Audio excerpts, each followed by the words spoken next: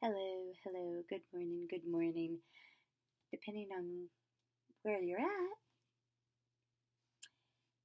it may not be morning where you're at. I have a really interesting um, book, and my son gave me this book, and I've been reading through it, and I've been, you know what? This is a good one to go through.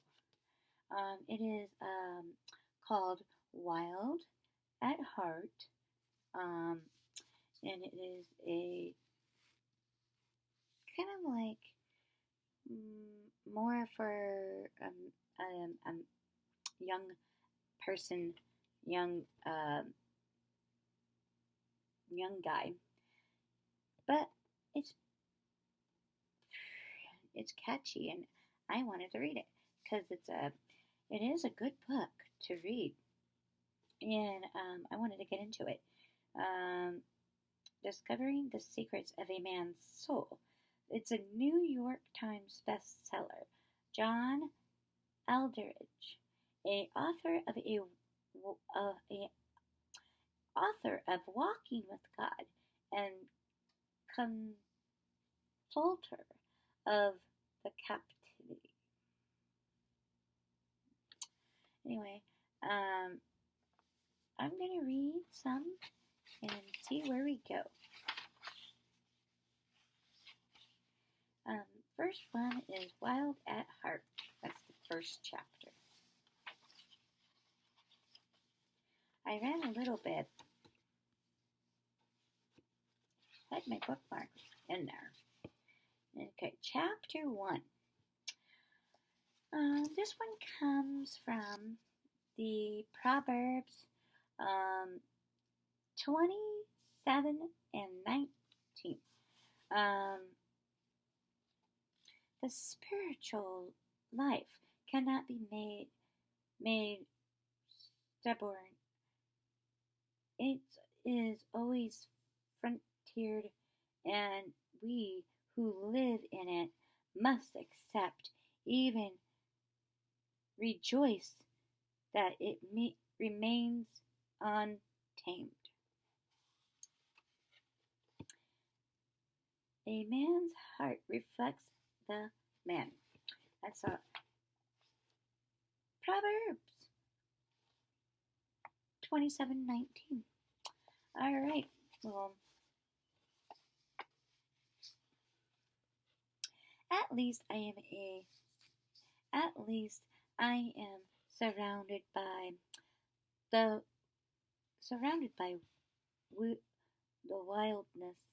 weirdness, the wind in the top of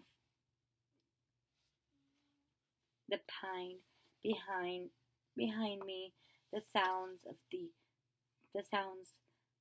like the ocean waves are rushing in from the great blue above, casting upon the ridge of the mountain I have crumbled. I have the mountain I have climbed. Somewhere in Suet Ridge,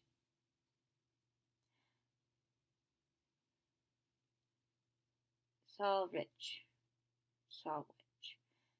range of central Colorado.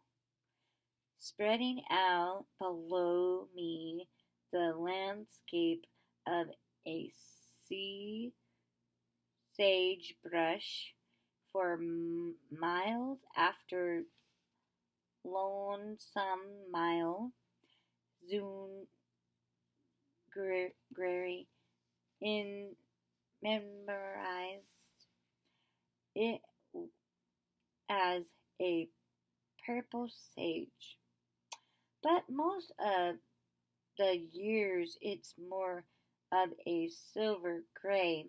This is the kind of country you could ride across for days on horseback without seeing another living soul. Today I am on foot, though the sun is shining this afternoon.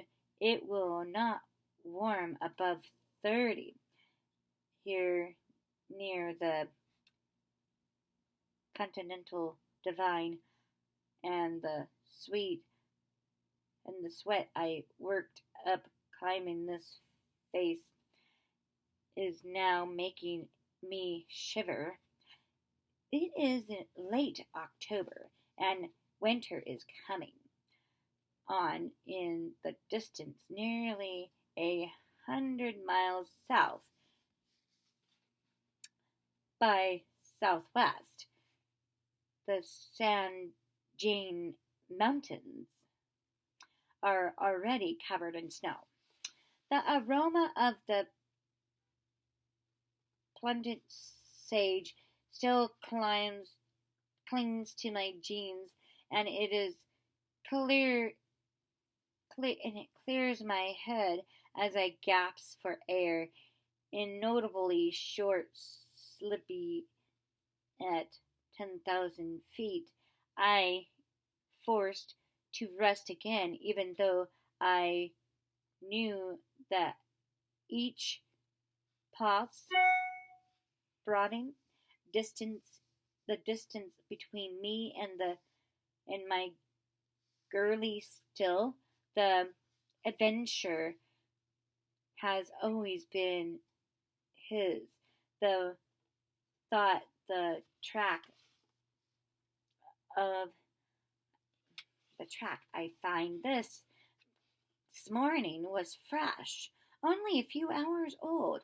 That holds a little promise, but a bull elk can easily cover miles of rugged country in a wide span, as the Indians called him.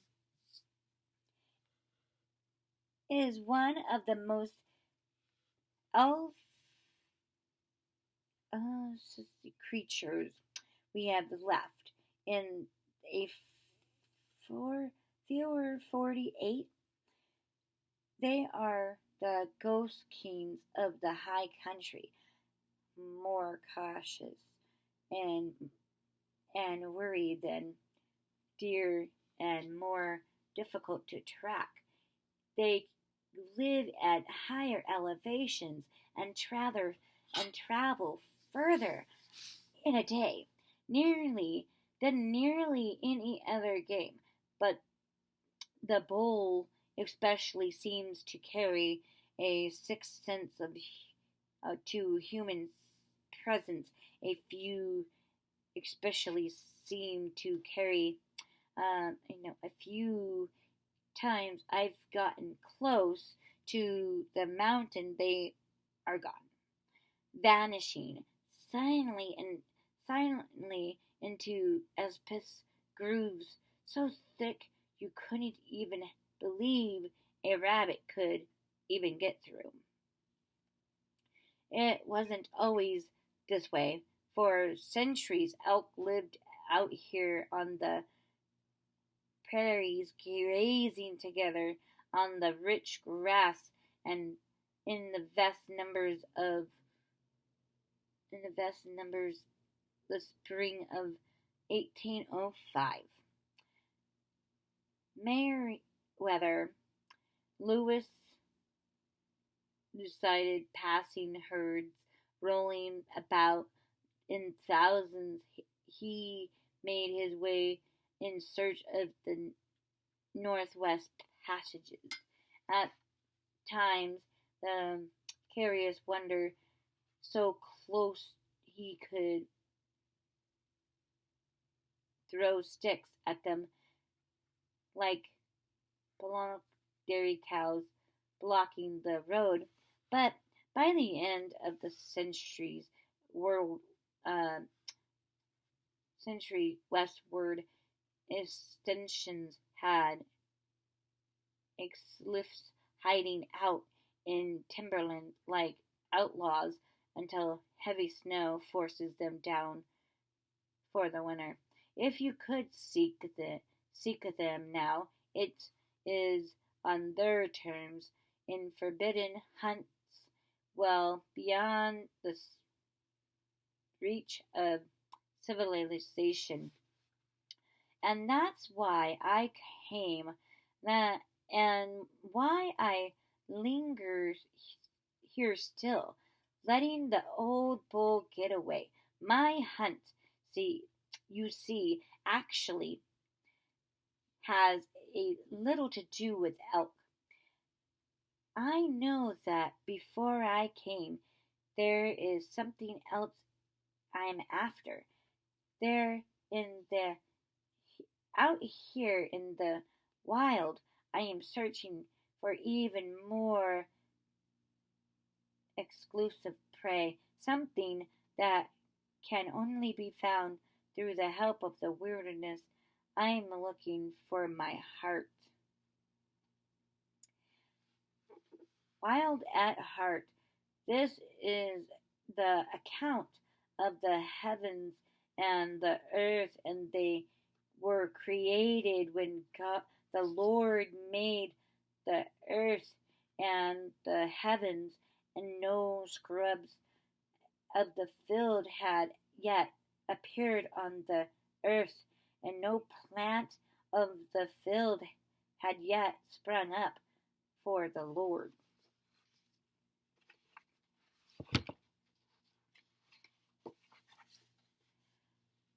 God had not sent rain on the earth.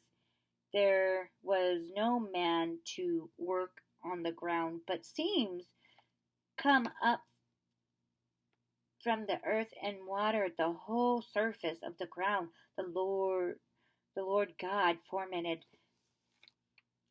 the man from the dust of the ground and breath into its nostrils and the breath of life, and the man became a living being. Now the Lord God has planted a garden in the east in the Eden, and there he put the man he had formed. That's Genesis 2:4-8. A wild at heart. That is the chapter that we are on right now. And we're going to continue that later. But right now we are done for today. Went a little bit over my time frame. But anyway, like, subscribe, comment below. Tell me if you're into things like this. But anyway, like, subscribe, comment below. I love reading your comments. Anyway, God bless you. Have a God bless day.